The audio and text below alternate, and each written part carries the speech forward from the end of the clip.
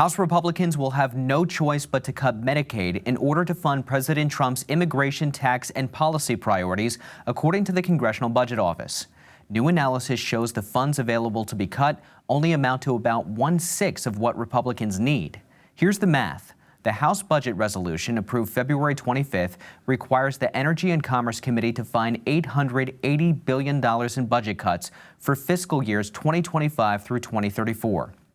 Over that time period, the Budget Office determined when you take Medicaid and the Children's Health Insurance Program out of the equation, the committee only has about $135 billion to work with.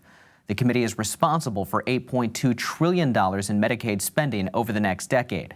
The analysis was done at the request of Congressman Frank Pallone and Brendan Doyle, the ranking members of the Energy and Commerce Committee and Budget Committee. Pallone said in a statement, "The reality is the only way Republicans can cut at least $880 billion within the Energy and Commerce Committee's jurisdiction is by making deep, harmful cuts to Americans' health care.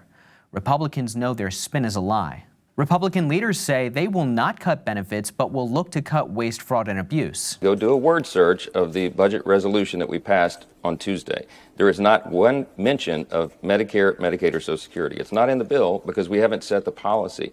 What we're trying to do is get America back on sound fiscal ground. Even if Republican leadership tries to cut Medicaid benefits, it's not clear rank-and-file members would let them. Republican lawmakers in states and districts with many Medicaid recipients are saying publicly and repeatedly that they will not support that. Work requirements, sure, 100%, but anything that slashes into benefits for people who are working, I'm not going to be for it. I think that's probably true of a lot of my colleagues. In a Congress with tight margins, individuals have a lot of power when they threaten not to vote for a bill unless something they want is either added or removed. More than enough to sink the bill have already said they'd use their leverage. I'm Ray Bogan for Straight Arrow News. For more reporting, download the SAN app.